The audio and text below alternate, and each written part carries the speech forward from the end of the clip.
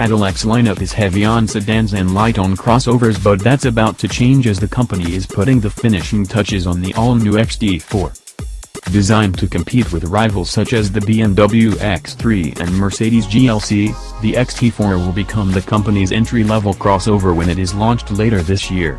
Cadillac has been tight-lipped about the model, but the latest spy photos show the crossover will follow in the footsteps of the XT5 and feature a prominent grille, a relatively short hood, and angular styling cues. The camouflage hides most of the styling details, but we can see the model will have an upward sweeping beltline, roof rails, and a rakish rear window.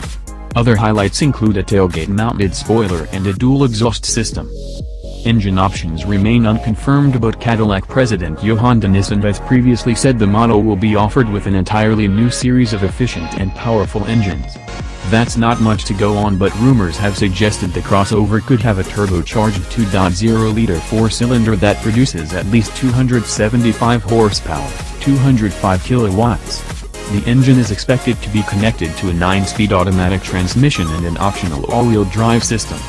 Later down the road, Cadillac is expected to introduce a plug-in hybrid variant.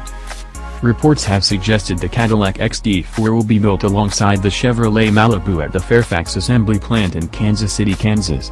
This isn't too surprising, as the crossover is expected to ride on the C1XX platform, which is related to the E2XX platform which underpins the sedan. Thanks for watching.